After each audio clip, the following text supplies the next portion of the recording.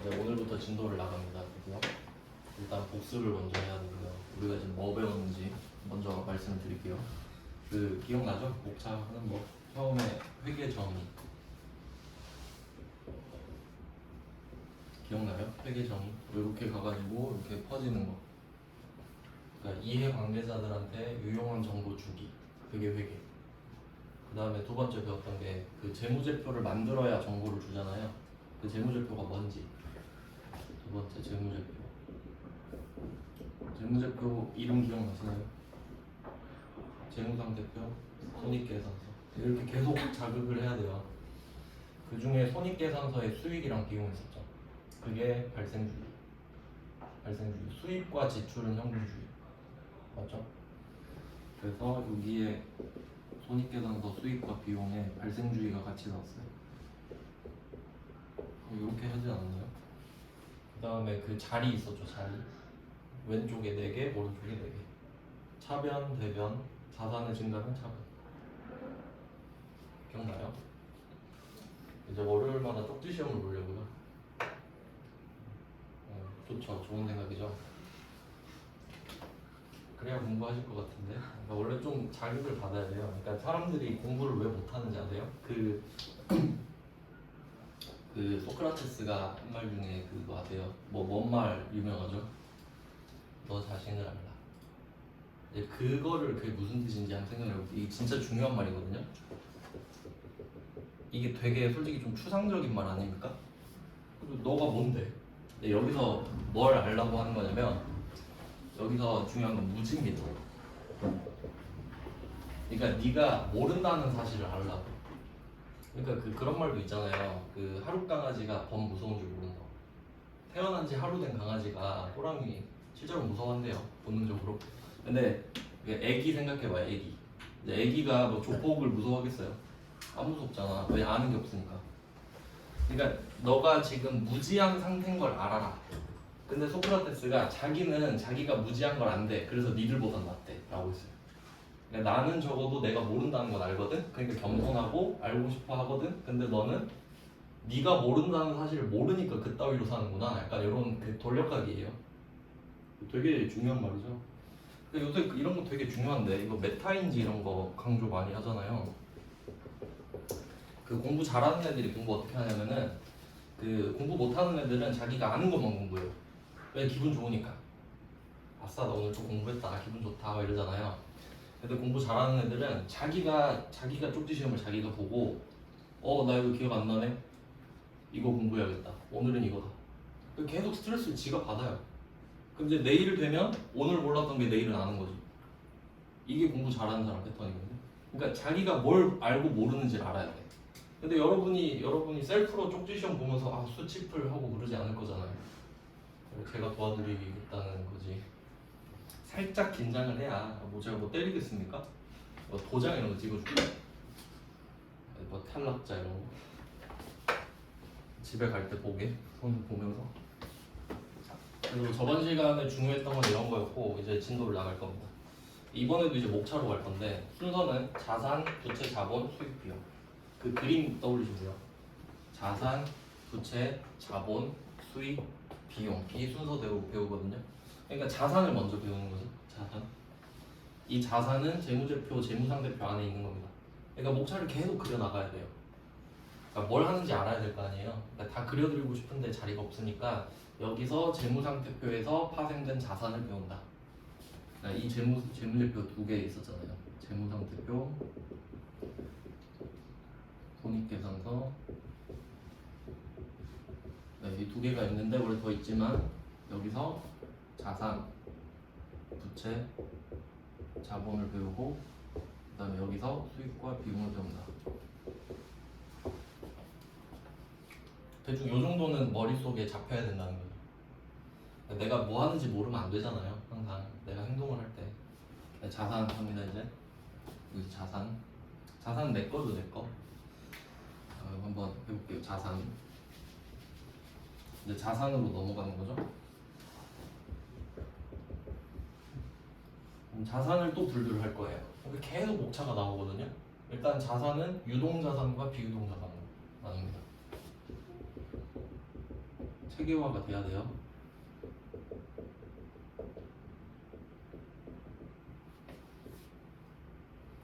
유동자산, 비유동자산. 그럼 일단 뜻을 알아야 되죠. 유동은 흐를 유, 움직일 동. 흘러서 움직이는 겁니다. 그 유동인구가 많다 이런 말 하죠. 유동인구가 많다. 몰라도 이건 알아야 되는데 유동인구는 제가 설명 못하는데 움직이는 인구가 많다. 충장로는 유동인구가 많다. 상무지구는 유동인구가 많다. 이런 말을 써요. 그럼 이제 자산은 움직이는 자산이 있고, 그럼 비유동은 그냥 유동이 아니란 소리예요. 그러니까 회계는 딱 두 개. 이거 아니면 저거. 이거냐 아니냐거든요. 그럼 유동이냐 아니냐 정도가 되는데, 그럼 이게 자산이라 그랬잖아요. 그럼 자산이 뭔지를 생각해. 방향성. 자산은 일단 두 개로 할게요. 일단은 첫 번째 내 거. 여러분 갖고 있는 거, 뭐 차, 집, 휴대폰, 뭐 이런 것들 다 여러분 거죠. 여러분 자산입니다. 맞죠? 그러니까 이거는 이미 내 안에 포함되어 있어요. 이미 내 거. 그다음 두 번째는 이제 내 거가 될 거. 곧 내 거가 돼요. 곧 내 거가 되는 거. 이 정도로 두 개로 나눌게요. 어려운 말 쓰면 안 되니까 지금. 이해되시나요? 그러니까 내가 받을 돈이 있어. 받을 돈이 있는데 철수랑 영희한테 돈을 받아야 돼요. 철수한테 받는 돈은 내일 받고, 그다음 영희한테 받는 돈은 3년 뒤에 받아요. 뭐 그런 식으로 치면은 둘 다 내 거가 될 거 맞죠? 근데 이제 속도가 좀 다르잖아요. 내일 받는 게 더 빠르잖아요. 그러니까 내 거가 되는데 나한테 오고 있잖아요. 그러니까 방향성이 나한테 오고 있다는 거지. 그럼 빨리 오냐 늦게 오냐 이걸 따져줘야 될 거 아니에요. 돈이 빨리 돼야 좋은 거 아니에요. 그러니까 내 거가 제일 좋잖아요. 근데 곧 내 거는 아직 내 거가 아니잖아요. 그럼 내 거가 되는 순서대로 좋은 거지. 이해되셨죠? 그럼 이제 유동자산은 나한테 빨리 오는 거, 비유동자산은 천천히 오는 거예요. 대충 이런 느낌. 방향성부터 잡으시고 내 거가 되는 거예요. 그래, 내 거는 유동자산이죠 이미. 내 건 이미 유동자산이고 곧 내 거가 되는 것도 유동자산. 그리고 아주 늦게 내 거가 되는 건 비유동자산인데, 근데 문제는 뭐가 빠른 거냐 이거지. 항상 기준이 있잖아요. 예를 들어서 남자 키가 몇이 크냐? 그럼 180이 크다 하면 179.9는 작습니까? 근데 그건 아닌데 기준을 정해주긴 해야 되잖아요. 그럼 180으로 하겠다. 그럼 이제 어쩔 수 없지. 179.9는 억울하지만 어쩔 수 없는 거예요. 왜냐면 안 그러면 그럼 다 봐주는데. 그럼 179도 봐줘야 되고 178도 봐줘야 되고 그러잖아요. 그래서 그 선이 있어요. 이 선을 잡을게요. 선이 제일 중요하잖아요. 선. 그럼 이제 책에서는 유동자산을 뭐라고 하냐면, 이제 어려운 말을 한번 쓸게요. 책에 나오는 말로 보고기간 종료일. 보고기간 종료일이란 말이 나와요. 네, 일단 이게 뭔지를 알아야죠. 그 처음에 회계 정의 기억나죠? 그 일상적 거래에서 회계적 거래를 뽑아서 재무제표 만들어서 정보 주는 거. 그거 계속 생각해야 돼요. 다 연결되는 거니까. 그럼 재무제표를 만들잖아요. 그럼 그거를 그 다트라는 사이트에, 금융감독원이 관리하는 사이트에 공시를 해요. 공시. 누구나 볼 수 있게 보여주는 거예요. 그냥 집 앞에 붙여놓는다 생각하면 돼요. 볼 사람 봐라. 그러니까 이 회사가 모든 사람한테 배달을 해줄 수는 없잖아요. 근데 내가 집 앞에 붙여놨으니까 볼 사람 보라고. 이게 공시거든요. 그럼 이거는 불특정 다수한테 보고를 한 걸로 보지. 맞죠? 자기는 했지. 누가 뭐 보지 말라 그랬나? 자기는 했죠. 그래서 그게 보고예요. 그럼 그 보고 기간은, 이제 기간은 날짜가 두 개 나와야 되죠. 앞날과 뒷날 사이가 기간이니까. 그럼 회계 기간이 1월 1일부터 12월 31일로 보통 보거든요. 회사마다 다르긴 한데, 근데 우리는 일반적인 경우니까 1월 1일부터 12월 31일 거를 보고해요. 1년에 하나씩. 그게 편하겠죠. 그게 보고 기간입니다. 확인했죠? 그럼 종료일은 12월 31일이죠. 보고 기간의 마지막 날이니까. 알겠죠? 그러니까 말일이잖아요. 말일. 무슨 날인지 알았죠? 자, 보고기간 종료일이 기준이 되고요. 보고기간 종료일로부터 1년 이내 이렇게 나와요. 보고기간 종료일로부터 1년 이내. 자, 이걸 해석을 해야 돼요. 보고기간 종료일로부터 1년입니다. 자, 그 다음에 현금화가 돼야 돼요. 현금으로 바뀌어야 된다는 소리죠. 자, 이렇게 보는 거거든요. 그러면 이제 공부할 때 공부 잘 못하는 사람들은 이걸 읽고 외워요. 보고기간 종료일로부터 1년 이내 현금화 이렇게 외우겠죠. 근데 문제는 뭐냐면 내가 지금 이게 무슨 상황인지 모르잖아요. 그럼 머리 안 들어와요. 무슨 말인지 모르잖아요. 그러니까 상황을 이해해야 돼요. 상황을 집어넣고 떠올려야 되거든요. 항상 이미지로. 그럼 이걸 좀 쉬운 말로 바꿔볼게요. 예시를 들겠습니다. 이거 어려운 문제인데 오늘이 이제 거의 3월 돼가네요. 3월 1일 쉬는 거 아시죠? 쉬는 날입니다. 3월 1일. 3월 1일로 기준을 잡아볼게요. 이때 내가 철수한테 돈을 빌려줬다고 할게요. 철수한테 대여금. 자, 이렇게 써 있으면 무슨 말인지 알아야 된다 했죠. 그럼 이거는 그냥 딱 철수 대여금 이렇게 써 있으면 나는 철수한테 빌려준 돈이 있는 거예요. 그러니까 이 돈을 받아야겠지. 맞죠? 이거 내가 돈 빌렸다 이러면 안 돼요. 대여 자체가 빌려주다라는 뜻이 있다 그랬어요. 자, 그럼 이렇게 철수 대여금 뭐 금액은 지금 안 중요해요. 돈을 빌려준 거예요. 근데 내가 15개월 뒤에 받기로 했어요. 15개월 뒤. 15개월 뒤에 회수할 거예요. 상환. 자, 그러면 이 상황을 여기다가 대보는 거예요. 뭐가 좀 더 와닿습니까? 보고기간 종료일 1년 이내. 보통 사람들은 1년 이내에 꽂혀요. 왠지 아세요? 내가 1년을 알거든. 1년이 무슨 말인지 알거든. 근데 보고기간 종료일이 무슨 말인지 모르거든요. 애써 외면해. 그럼 1년이니까 1년 지금 어때요? 1년 넘어요? 1년 이내인가요? 넘었죠? 그러면 제가 선을 잡는다 그랬잖아요. 이 선을 넘으면 비유동이에요? 안 넘으면 유동이죠. 이것까지 다 이해를 하셔야 된다는 거예요. 그러니까 선을 넘으면 비유동이야. 넌 느린 거야 이렇게 도장을 찍어버리는 거고, 선 안 넘었대. 그럼 넌 빠르네 이렇게 인정을 해주는 거죠. 자, 그러면 보고기간 종료일부터 찾아볼까요? 지금 2023년이잖아요. 지금 벌써 2달이 지났어요. 아무것도 안 했는데.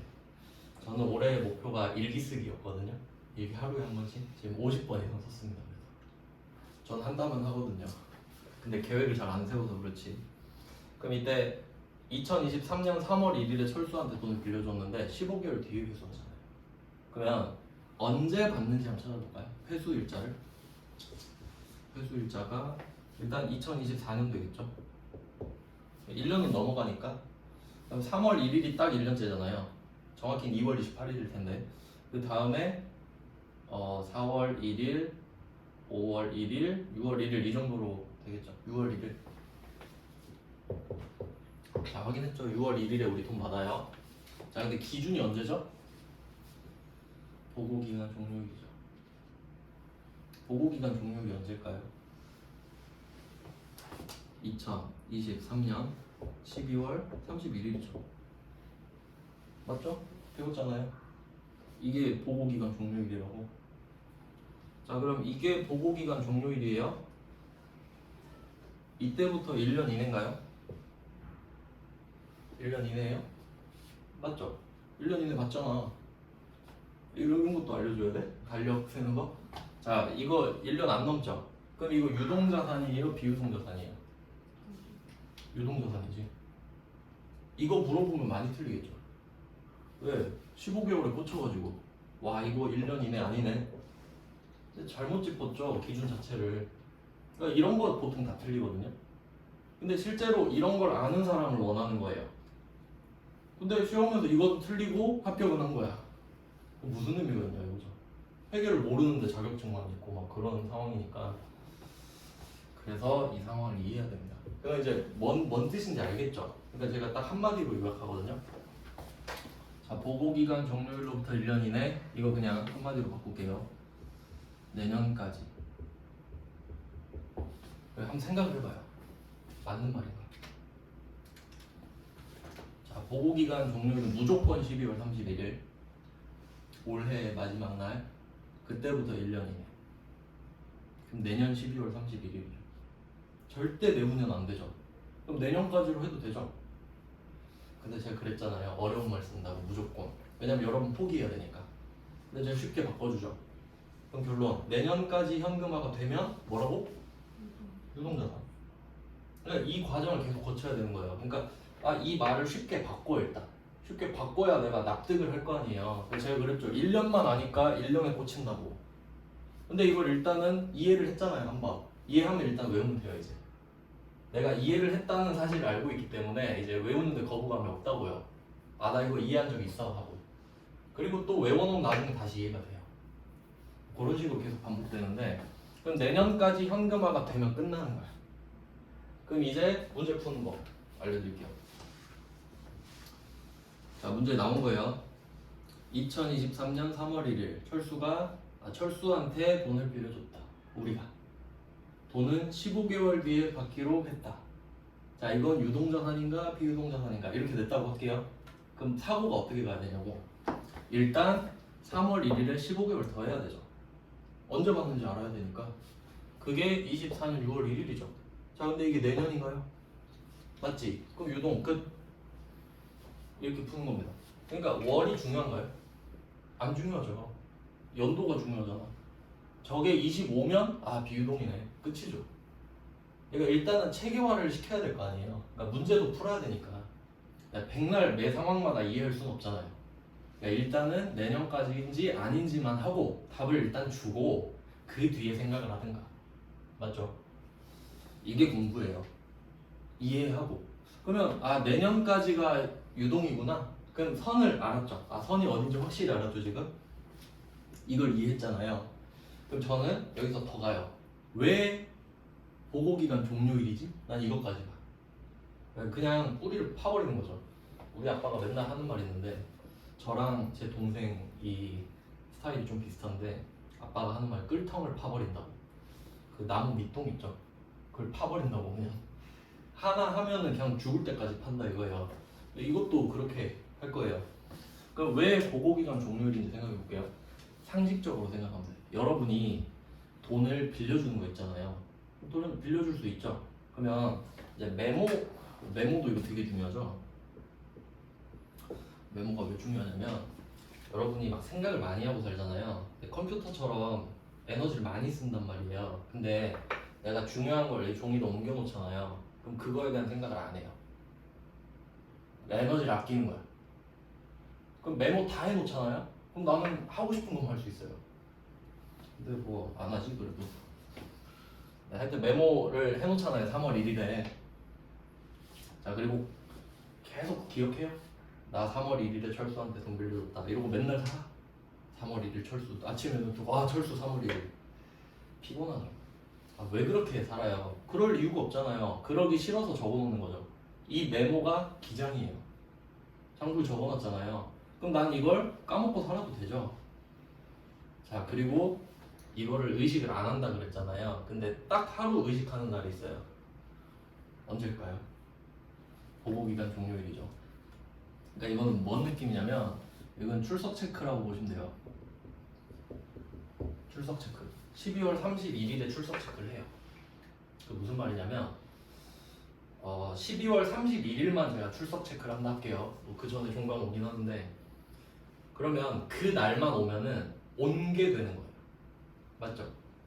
그러면 솔직히 나는 합격할 수 있어. 그럼 12월 30일에 출석 안 해도 되죠. 왜냐면 31일만 오면 제가 하는 걸로 쳐준다고 하는 거니까 딱 그거예요. 왜 그런지 생각해봐요. 내가 1년치를 보고할 거잖아요. 그럼 적어도 마지막 날에 결산을 좀 해야 될 거 아닙니까? 그러니까 3월 거는 관심 없이 살아도 12월 31일이 되면은 벼락치기라도 해야 될 거 아니에요. 정리를 해서 보고를 해야 될 거 아닙니까? 그러니까 12월 31일이 기준이지. 그 날은 내가 장부를 볼 거니까. 이해돼요? 그러니까 3월 1일에 돈을 빌려주고 적어놓고 까먹고 살아요. 까먹고 살아. 그리고 12월 31일 되면 결산을 해야 되죠. 그걸 결산하려고 장부를 딱 봤는데 맞다, 나 철수한테 돈 빌려줬지. 그럼 그때 생각하잖아요. 12월 31일에. 그럼 그때부터 얼마 남았나 보겠죠. 근데 뭐야 1년 안 남았네. 그럼 유동자산 이렇게 되는 거지. 알겠어요? 그러니까 회계는 상식적이에요.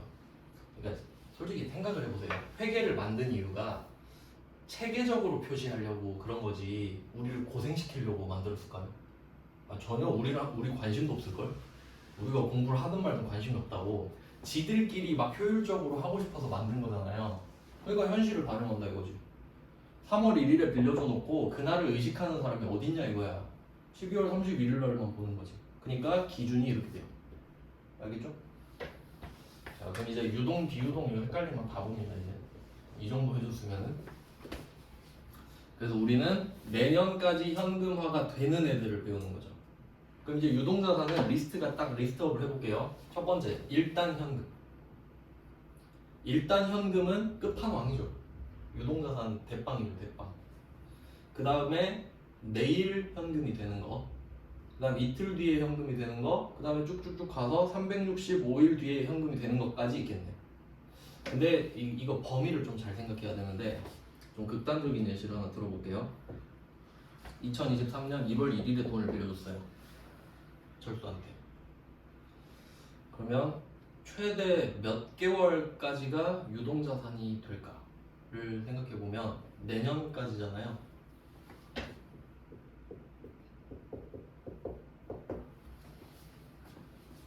내년이죠. 2년이죠. 2년이죠 실제로. 근데 유동자산이에요. 맞죠? 내년이니까. 이런 거에 혹하면 안 돼. 그러니까 이걸 기준을 못 잡으니까 이건 2년 아니야? 근데 2년은 맞죠. 근데 유동자산이죠. 그러니까 개념을 잘 잡아야지. 이때부터 내년이면 되잖아요. 월 1은 전혀 상관없다 그랬는데 왜냐면 우리 1월 1일에 관심 없거든요. 관심 전혀 없죠. 어차피 이날 돈 안 줄 건데 뭐하러 생각하겠어요? 중요해요.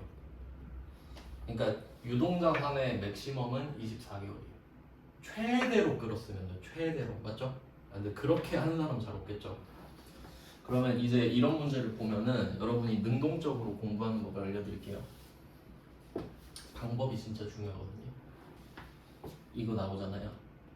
그러면 15개월 뒤가 유동자산인 걸 알았죠? 그럼 이제 이게 궁금하면 베스트예요. 몇 개월까지 유동일까? 안 궁금해요? 궁금하지 않아요? 알고 싶지 않나요? 되게 막 궁금하던데 나는. 그 문제마다 다 적어놓고 얘는 이 문제는 몇 개월까지 유동이다. 그걸 맨날 해봐요. 그럼 모를 리가 없잖아요. 시험 문제 나오면은. 자 그러면 얘는 6월 1일인데 여기 6개월 더 하면 괜찮죠? 12월 1일이니까. 그럼 얘는 몇 개월까지지? 21개월까지네. 22개월이 되는 순간 1월 1일이 돼버리잖아요. 그럼 그건 안 되잖아요. 그러니까 그런 식으로 찾을 수 있어야 돼요. 근데 또 이런 패턴도 있습니다. 그러니까 이게 저는 이런 거에 공을 되게 많이 들여요. 처음에 이 작업에. 그러니까 이게 바닥을 다지는데 전 에너지를 엄청 많이 쓰거든요. 왜냐면 이렇게 해놓으면 나중에 진짜 개꿀 빨아요. 남들 고생할 때. 왜냐면 남들은 한 문제 한 문제를 다시 이해해야 되거든. 근데 난 미리 해놨으니까. 자 그럼 어떻게 푸는지 볼게요. 만약에 내가 3월 1일에 철수한테 대여금이 있어요. 네, 25개월 뒤에 받는데요. 이거 비유동입니다. 맞죠? 난 이해를 했잖아. 맥시멈이 24개월인데 25개월은 뭐 볼 필요가 있나요? 25개월 뒤에 받는다고 하잖아요. 그럼 오늘 날짜 자체가 의미가 없어. 무조건 내후년이거든요. 맞지? 그러니까 이런 식으로 공부를 해야 된다고요. 답이 나와 있잖아요. 그 있는 답들을 모아서 패턴을 만들어요. 그게 공식이 되는 거죠. 그러니까 우리 수학 배울 때 공식부터 외우잖아요. 그게 답을 유추해서 거꾸로 간 거죠. 이거 우리가 만들어 놓으면 되잖아. 나만의 공식으로. 자, 이렇게 하면은 요거는 절대 틀리면 안 돼요. 참고로 방금 소개해드린 문제는 출제자가 틀린 문제입니다. 지가 내놓고 방금 그런 스타일의 문제를 장기 대여금이라고 문제를 낸 거예요. 그러니까 이게 유동이 단기고 회계에서 하는 말이 비유동이 장기거든요. 그러니까 이름이 달라지는데 저런 식의 문제를 내놓고 출제자가 답을 그날의 답 내는 거 있거든요. 임시 답안. 그게 장기 대여금으로 낸 거예요. 그리고 저 같은 애들이 뭐라 그러겠어요? 출제자 미친놈하고 이의제기 막 하겠죠. 정신 나갔냐고. 세무사 맞아? 이거 세무사들이 낼 텐데 뭐 하는 거야? 그럼 걔네들이 답을 고쳐야 되잖아요. 단기 대여금으로. 맞죠? 근데 최종 정답 복수 정답. 그거 보고 좀 어이가 없었죠. 그러면 모르는 애들이 점수가 올라가 버리는 거잖아요. 근데 그런 이슈들이 중요해요. 그 뒤로는 그런 일이 안 일어날 거니까. 맞죠? 그래서 저는 그때 좀 어이가 없었어요. 답이 그래서 그 문제 갖고 저한테 엄청 물어봤거든요. 왜 답이 둘 다예요? 이러면 지들이 체면 때문에 그랬겠죠. 근데 제대로 아시면 돼요. 어쨌든 여러분 맞힐 거니까. 자, 그럼 유동자산 했어요.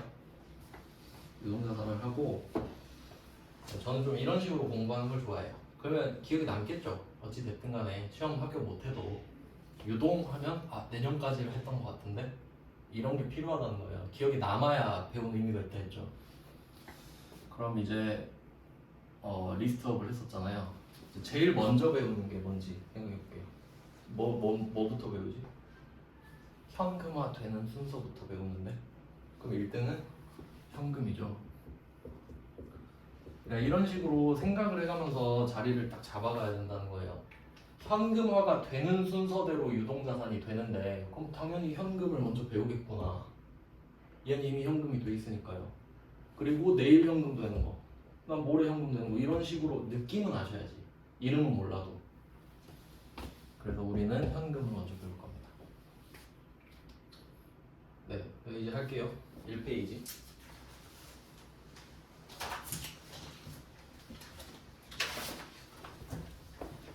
답이 없죠? 네. 그럴 것 같아서 뽑아놨어요. 올 줄은 몰랐는데. 저요? 네, 그러면 1페이지에 볼게요. 그러면 유동자산, 비유동자산으로 일단 나눴잖아요. 그 다음에 또 해야 되는 작업이 있어요. 유동자산 안에 또 두 개가 있어요. 그러니까 목차의 생활화를 하셔야 돼요. 목차의 생활화.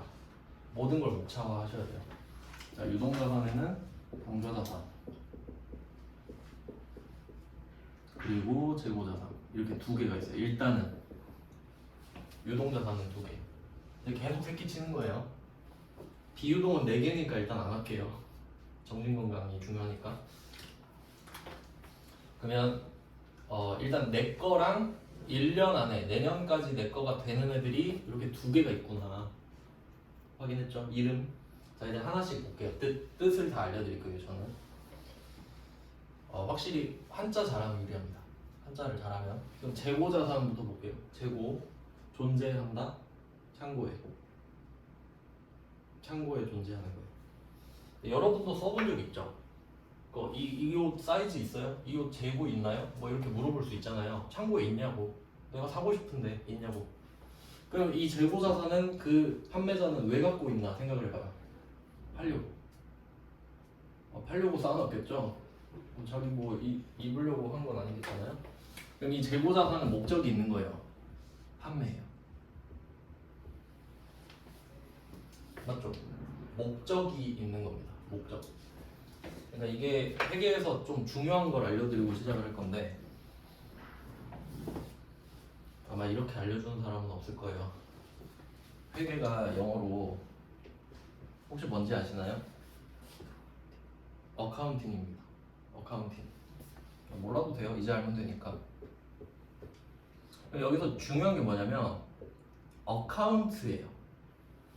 어카운트. 혹시 뜻 아시나요? 계좌를 개설하다 할 때 어카운트가 계좌예요. 그러니까 회계가 뭐냐 이거를 직역하면요 통장 쪼개기예요. 통장 쪼개기. 그러니까 예를 들어볼게요. 여러분 월급 받았어요.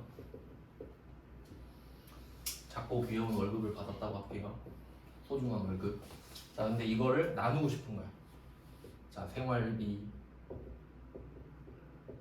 그 뭐 여행비, 뭐 취미 이런 식으로 이렇게 있다고 할게요. 대충 뭐 더 많이 나눌 수 있겠죠? 식비도 나누고 뭐 어쩌고 저쩌고 공과금 이렇게 나눌 수 있죠. 자, 보세요. 돈은 이름이 없어요. 뭐 월급 300 들어왔다 그럼 300에 뭐 이름 써 있는 거 아니잖아요. 그냥 300만 원이 존재하는 거예요. 근데 내가 통장을 3개를 쪼갰어요. 그리고 받자마자 입금을 하죠. 왜? 그럼 이제 의미가 생기잖아. 이 돈에 의미가 생기잖아요. 이름을 지어줬잖아. 그럼 생활비 한 50만 원 넣어놓고 넌 이제부터 생활비야. 생활할 때만 쓰이기로 했어. 이렇게 되는 거죠. 그러면 보세요. 생활비, 여행비, 취미 있죠. 이걸 뭐라고 하냐면 목적이라고 하죠. 목적. 그러니까 회계가 뭐냐? 목적에 따라 통장을 쪼개는 거인 거지. 그러니까 회계하면 뭐가 떠올라야 되냐면 아 이건 목적이 중요하구나. 이것만 알아도 진짜 절반은 먹고 갑니다. 진짜. 그러니까 제 동생도 회계를 독학한 적이 있었대요. 뭐 보건행정과인가 그래가지고 근데 포기했대요. 근데 제가 그래도 회계 강사니까 만나가지고 야 회계는 이런 거다. 회계 목적이 중요했는데 와 이런 거였구나. 바로 딱 하고 근데 공부는 안 하지만 그냥 아 이렇게 배우면 괜찮겠다라고 하더라고. 그러니까 보세요. 재고자산 판매 이거 뭐예요? 목적이잖아요. 팔려고 갖고 있잖아요. 아 이거 결국 다 적어야 될 것 같은데 비유동사산 일단 다 적어놓고 볼게요. 일단 책에 다 있긴 해요. 비유동 4개인데 일단 투자자산이 있고 그러니까 내가 목차를 만들어야 되죠. 그러니까 여러분이 이거 베이스로 해서 막 위에 회계 정의도 붙이고 막 재무제표도 붙이고 막 이렇게 해야 돼요. 근데 그걸 맨날 적으면 되게 좋잖아요. 맨날 적어봐요. 뭐 안 하겠지만 어차피 투자자산, 유형자산, 무형자산, 기타 비유동자산.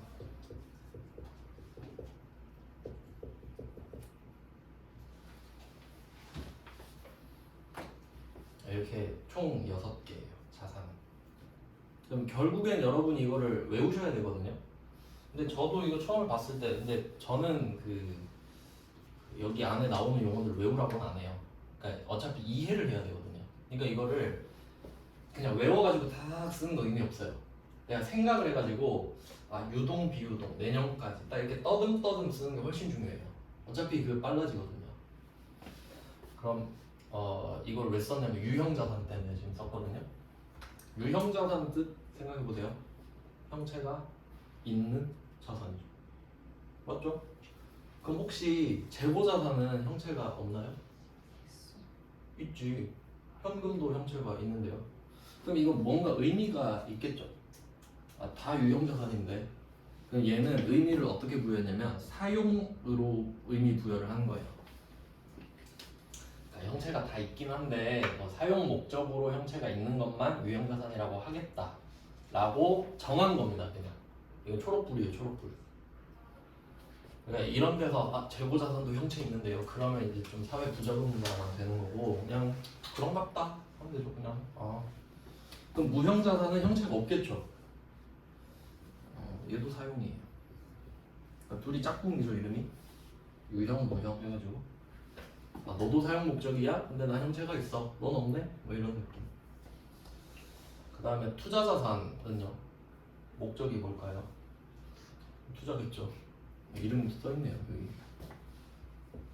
근데 여기서 투자는 뭐 이거 할 때 자세히 말씀드리겠지만 여기서 투자는 막 예쁘고 아름다운 그런 투자가 아니라 투기에 가깝다 보셔야 돼요. 그러니까 어떤 느낌이냐면 삼성전자가 이제 반도체가 엄청 좀 잘 될 거잖아요. 반도체를 원하는 데가 많으니까 그럼 삼성전자가 반도체 만드는 설비를 살 수 있죠. 추가해가지고 늘릴 수 있죠. 반도체 더 많이 생산하려고. 그럼 우리는 그걸 설비에 투자했다 이렇게 말하죠. 근데 그런 투자가 아니에요. 회계는. 회계에서 말하는 투자는 땅 사고, 주식 사고. 그러니까 보통 그게 투기잖아요, 사실. 그러니까 그 설비에 투자했다 그런 예쁜 거 아니라고요. 그냥 투기, 주식 사고, 땅 사고. 그러니까 사실 투자 자산이 없는 회사도 있죠. 왜냐면 삼성전자가 땅 투기를 할 이유가 없잖아요. 할 수는 있는데 안 해도 되잖아. 그러니까 이런 느낌이에요. 삼성전자한테는 재고자산이 반드시 있습니다. 맞죠? 갤럭시 쌓아놨겠죠. 근데 투자자산은 반드시 있어야 되나요? 그건 아니지. 그러니까 이렇게 우선순위를 정하는 거예요. 근데 그냥 목차 막 외우잖아요. 그냥 공부를 평면적으로 한다고. 그냥 당좌, 재고, 투자, 유형, 무형, 기타. 근데 저는 뜻을 일단 먼저 다 찾아요. 왜냐면 이름의 뜻이 다 있으니까. 그러면 저는 이걸 이미지화 할 때 재고자산을 크게 그리는 거지. 머릿속에 재고자산이 크다, 중요하니까. 실제로 애기들이 막 그 그림 그릴 때 자기가 중요한 걸 크게 그린대요. 지를 제일 크게 그리고 엄마 아빠 작고 막 그런 느낌이야. 그럼 재고자산이 커, 당좌자산보단 크죠. 일단 얘는 지금 정체가 뭔지 몰라요. 그 다음 여기서 뭐가 덩치가 클지 찾아보는 거예요. 봐봐요. 유형자산이 사용 목적인데 형체가 있죠. 이게 삼성전자한테는 설비예요. 반도체 만드는 기계. 알겠어요? 그럼 이거 중요해요? 안 중요해요? 중요하죠. 이거 없으면 재고자산을 못 만드는데? 그러면 얘 둘이 중요하다. 딱 사이즈가 나오잖아요. 그럼 다른 건 다 몰라도 일단 유동에는 재고, 얘가 짱. 그다음 비유동은 유형, 얘가 짱. 일단 얘 둘만 외워 그냥. 이해할 수 있죠 이거. 그럼 재고자산은 1년 이내에 빨리 팔아서 돈으로 바꿔야 되니까. 맞죠? 쌓이면 안 되잖아요. 유형자산은 이걸 사용해서 돈을 천천히 버는 거지. 계속. 그런 느낌을 받으셔야 된다고. 그래서 얘 둘만 일단 중요하다. 일단은 얘 둘이 덩치가 크다는 걸 아시면 되고. 근데 또 상황에 따라 다르죠. 그러니까 여기 학원도 회사인데 우리 학원은 재고자산이 없어요. 저 같은 노예들만 있죠. 그래서 학원 장사가 좋아요. 원가도 싸고 이거 괜찮은 것 같아. 그리고 보통 여기서 이제 임원하다 나가서 학원 차려요. 그럴 거 아니야. 이 수익 구조를 보고 이걸 내가 돈 벌어서 위에다 왜 올리고 있지? 내가 차려야겠다. 그니까 회계를 할 줄 알아야 된다고. 그래서 저는 그 막 누구 만나고 새로운 업종 막 보잖아요. 그럼 수익 구조를 물어봐요. 어떻게 공부해요? 그럼 그거 하면 원가가 얼마고 어떻게 운반비 얼마 임차료 그럼 이거 많이 남네요? 왜 이런 식으로 대화가 자꾸 되지. 고깃집 가도 얼마 정도 남겠는데? 뭐 이런 느낌으로. 회계가 아니라 수치가 제일 중요하잖아요. 그럼 일단 우리한테는 이거 중요한 거예요. 그럼 투자자산은 덜 중요하다. 그럼 무형자산은 이것도 생각해 보면은 형체가 없는데 자산이기가 힘듭니다. 왜냐면 여러분 갖고 있는 것 중에 형체가 없는 게 있나요? 생각해봐요. 굳이 있다면 그 정도 되겠다. 유튜브 프리미엄. 저 그거 쓰거든요. 저 유튜브 엄청 많이 봐가지고 다 공부하는 법 막 이런 거예요. 돈 버는 법. 근데 그거 유튜브 프리미엄 결제하면은 14,000원이거든요 지금. 제가 결제한 거 아셨어요? 몰랐죠? 형체가 없으니까요. 근데 전 광고 없이 보죠. 그게 자산이에요. 맞죠? 그런 거예요. 근데 이제 좀 더 가면 특허권 같은 걸로 가겠지. 삼성전자는 무형자산도 많겠죠. 그럼 이렇게 가닥이 잡히는 거지. 삼성전자 개념으로 딱 잡으면 재고자산 갤럭시 내년까지 팔린다. 그럼 반도체 만드는 기계는 유형자산 사용, 그 다음에 무형자산은 특허. 이 정도가 딱 사이즈가 나오는 거죠. 그러니까 계속 보다 보면은 나중에 이 옆에 있는 애들도 자꾸 거슬리거든요. 그럼 외워줘요 그냥. 뭐 얘네들도 있었지. 이런 느낌이지. 자, 그럼 일단 중요한 것만 제 이름을 썼고요. 그 다음에 또 패턴을 보는 거예요. 6개, 2개, 4개죠. 근데 지금 목적 안 적은 게 2개 있거든요. 근데 어디에 하나씩 있는 봐봐요. 유동자산에 하나, 비유동자산에 하나 있죠. 이게 패턴이에요. 왜 얘 둘은 이름이 없냐면 쓰레기통이에요. 쓰레기통. 그러니까 여러분 방 정리할 때 생각해봐요. 내가 방 정리를 할 거야. 그러면 A 바구니, B 바구니, C 바구니가 있어요. 얘네들은 뭐 A는 책, 뭐 B는 뭐, C는 뭐 이렇게 정해서 담죠. 근데 이도저도 아닌 애들 있죠. 그것도 담을 거 있긴 있어야 되잖아요. 그거예요. 담긴 담아야 되니까 버릴 수는 없잖아요. 그런 느낌이에요. 그러니까 항상 여지를 둬야 돼. 뭐 이것저것도 아닐 수도 있지 않냐 정도의 여지를 열어놓는 애들이에요. 알겠죠? 근데 왜 얘는 맨 위에 있고 얘는 맨 밑에 있냐? 그래서 저는 이런 걸 다 찾아서 봤거든요. 이해하려고. 저는 외우는 게 너무 싫어요. 왜냐면 패턴이 없는데 외우는 거 너무 지옥 아닙니까? 그러니까 여러분한테 카드 딱 쫙 펼쳐가지고 64장이고 순서대로 외우세요. 너무 힘들잖아요. 근데 이유가 있다면 괜찮잖아요. 이야기를 막 만들어가지고. 자, 그러면 당좌자산 뜻부터 볼게요. 당장 쓸 수 있는 계좌입니다. 당장 쓸 수 있는 계좌. 그럼 여러분은 아마 뭐 체크카드 통장 정도가 되겠죠. 지금 바로 편의점 가서 긁으면 쓸 수 있죠. 그런 게 당좌거든요. 근데 사실 그냥 할 말 없어서 붙여놓은 거예요. 그 다음에 기타 비유동사산. 얘는 딱 봐도 쓰레기통이죠. 딱 봐도 얘는 기타입니다. 이름을 도저히 붙일 수가 없었어요. 이거잖아요. 이런 느낌인 거지. 그러면 왜 당좌자산은 1등인데 얘는 꼴찌냐? 얘는 쓰레기통이라 꼴찌고요. 근데 얘는 쓰레기통인데 왜 1등이냐면 유동자산이 내 거랑 내 거가 될 거라 그랬죠. 내 거랑 내 거가 될 거. 일단 1년 안에 내 거가 되잖아요. 그럼 이 중에 그러니까 유동자산 모여라 이런 거예요. 유동자산이 싹 모였어요. 근데 이 중에 야 너네 재고자산만 모여봐. 모였어요. 그럼 나머지 있죠. 그럼 나머지는 일로 들어가 이렇게 됐거든요. 근데 이 안에 현금이 들어있어요. 재고자산 빼고 싹 쓸어 담았는데 여기 현금이 들어가 있는 거예요. 근데 이거 순서가 뭐냐면 현금화 순서거든. 그러니까 이게 당좌자산이 쓰레기통이라 막 패턴이 없어요. 그냥 막 섞여 있거든요. 근데 이 중에 현금이 야 나 따라와 하고 다 데리고 간 거지. 그러니까 얘가 손잡고 다 끌어올린 거예요. 그러니까 여기 현금이 들어있지. 이해되셨어요? 우리 현금을 판매하진 않잖아요. 그래서 이렇게 된 거예요 순서가. 그러니까 이 순서가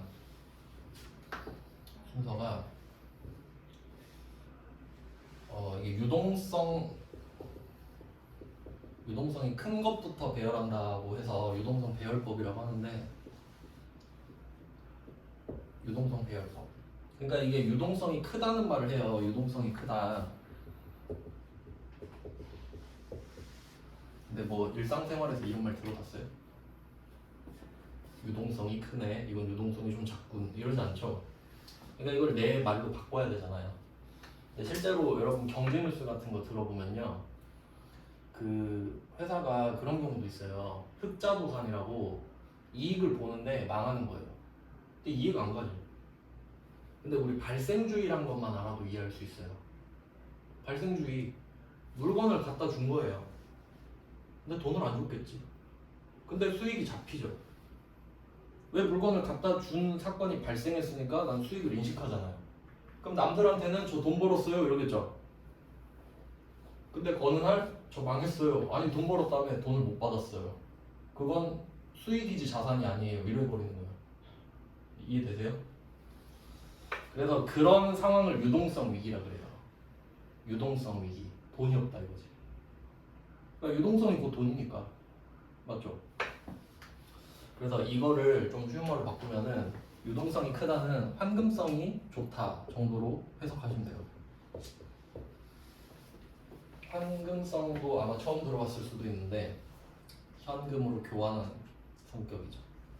이 정도 대충 알죠? 현금으로 교환하는 성격. 환금성이 좋다. 그러니까 예를 들어 볼게요. 제가 만약에 삼성전자 주식이 지금 현재 1억 있다고 치고, 진짜 있었으면 좋겠는데 있다 치고, 그 다음에 담양의 땅이 1억 원짜리 있다고 해볼게요.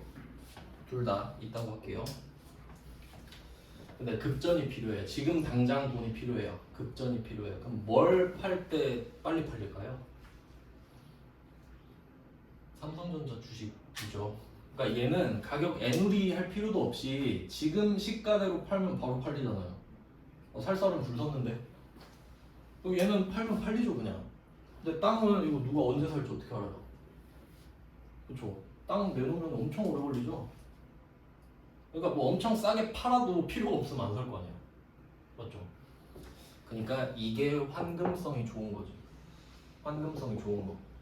그러면 이렇게 패턴을 하는 거예요. 그러면 현금이 1등이잖아요. 그럼 이 셋 중에 현금이랑 이 셋 중에 2등을 찾아라 하면 주식이겠지. 3등을 찾아라 하면 땅이겠죠. 근데 땅은 이제 비유동으로 가버리고 오래 걸리니까 투자자산 이런 식으로 갈 것 같거든요. 그러니까 이거 중요해요. 유동성이 크다는 건 환금성이 좋다. 그러니까 현금이 빨리 된다. 현금이 빨리 되는 순서로 배우니까 현금을 먼저 배워. 그리고 그 다음에 주식 정도 배우려나? 이 정도 유추할 수 있지. 그러니까 항상 생각을 하는 거예요. 생각. 예습을 하는 게 아니라 생각을 하는 거지. 돈이 빨리 되는 순서 또 뭐 있을까 뭐 있을까? 그럼 생각을 해놨으면 아 그러네 이렇게 되지. 근데 아무 생각 없으면 그렇구나 주식이구나 그냥 이런 거죠. 뭐. 생각하시면 되죠. 일상생활이에요. 제가 요거 하나만 더 해드리고 싶고요. 제가 회계가 어카운팅이 통장 쪼개기라고 했죠. 그러니까 목적이 중요하다고 했죠. 이걸로 말씀드릴게요. 재고자산이랑 유형자산 요걸로 확실하게 개념을 잡겠습니다. 그러니까 여러분이 만약에 뭐 나이키 신발을 나이키 좀 요새는 갔죠. 요새는 유발이 되더라는데 아디다스랑 나이키 신발 레플로 샀다고 할게요. 내가 당첨된 거야. 나이키 신발 뭔지 모르겠지만 뭐 조던 이런 거 당첨됐다 합시다. 그럼 내가 이거를 엄청 기분이 좋죠. 당첨됐으니까. 그럼 이거를 신었어요. 바로 신었어요. 기분 좋아가지고 신고 바로 막 인스타 올리고 그랬어요. 근데 시세를 보니까 크림 가서 시세 보니까 2배 된 거야. 아 팔걸 이 생각 들 수 있죠. 근데 난 어떻게 이미 깠죠. 그럼 이 신발은 뭐예요? 유형자산이죠. 사용을 하고 있잖아요. 얘는 나이키가 아니라 유형자산이에요. 그냥 내가 사용하고 있잖아 지금.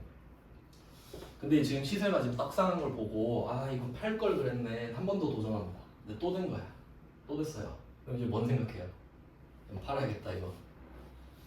자 그럼 한 개는 쟁여놨어요. 그리고 올린 거죠. 자 그럼 이 나이키는 이제 뭐라고 불러요? 재고자산이죠. 이거예요. 회계는 이거예요. 상식적으로 생각해봐요. 이거는 진짜 이해를 하시면 돼요. 그러니까 남들이 보기엔 이렇게 생각할걸? 그냥 나이키 2개 있는 거 아니냐. 근데 그거는 회계에서 안 궁금해요. 왜냐면 여러분이 만약에 삼성전자 주식을 샀다고 해봐요. 그럼 삼성전자 주식 가격이 올랐으면 좋겠죠? 그럼 어떻게 해야 오르냐? 장사를 잘해야 오르죠. 그럼 궁금할 거 아니야. 아 주가가 올랐으면 좋겠으니까 아 너네 장사 잘하니 은근히 좀 신경을 쓰게 돼요. 그쵸? 막 불났다 그러면 신경 쓰이고. 근데 혹시 삼성전자 그 사무실에 의자가 몇 개인지 궁금하신가요? 궁금해요? 혹시 책상이 몇 개인지 막 궁금하신가요? 안 궁금하죠? 돈만 잘 벌면 되지. 그러면 그냥 비품 이렇게 돼요. 책상, 의자 이런 게. 왜냐면 우리는 책상 개수가 안 궁금하잖아요. 그치? 가격도 안 궁금하죠. 그냥 우리는 그 정도만 궁금해. 그냥 사무실에 있는 비품을 얼마치 샀는지. 책상 의자 합쳐서 한 1,000만 원 되니? 아 그래? 적당하네. 이 정도만 생각하지. 맞죠? 근데 삼성전자가 또 갤럭시 만들잖아요. 그럼 팔려고 쌓아둔 거 있죠. 그리고 직원들한테 준 것도 있겠지. 쓰라고. 영업용으로. 그럼 그거 다 그냥 갤럭시인가요? 아니지. 나누죠. 팔 거랑 쓰는 걸로 나누지. 이해되세요? 그러니까 이 진짜 제일 중요한 게 회계는 딱 이겁니다. 회계가 뭐야 하면은 일단 왓은 아니에요. 아무도 안 물어봅니다. 그거 뭐냐고 아무도 안 물어봐요. 그러니까 내가 나이키 신고 막 뛰어다니잖아요. 야 그거 이쁘다 뭐야? 안 물어봐요. 유형자산이네. 끝. 안 궁금해. 아 그냥 네가 쓰고 있네. 알겠죠 무슨 말인지. 그리고 근데 내가 신나서 저 한 개 더 있어요. 왜 팔려고? 아 재고자산이네. 끝. 이거지. 누가 나이키 2개 있다 안 그런다고요. 그러니까 회계는 그냥 Y예요. 네가 그걸 왜 갖고 있냐? 왜 갖고 있어? 이건 신을 거고요. 이건 팔 거예요. 그럼 끝. 그러니까 이 나이키 2개는 같은 분류로 들어갈 수가 없습니다. 아시겠죠? 목적이 다르니까요. 그러니까 누가 와가지고 야 그거 뭐야 하면 저 나이키 2켤레요 이러죠. 그건 와시고. 근데 아무도 안 물어봐. 아무도 안 궁금해요. 근데 왜 갖고 있는지만 물어보죠. 그럼 그때는 설명해 준대요. 이해되셨죠? 그러니까 이게 통장 쪼개기잖아요. 그 돈을 왜 통장을 거기다 넣어놨냐 여행 가려고 이렇게 되잖아요. 이걸 이해하시면 돼요. 네, 이렇게 해놓고 제가 일부러 좀 쉬는 시간 딴 반을 안 겹치게 하려고 네, 지금부터 10분 쉴게요. 7시 5분부터 보겠습니다.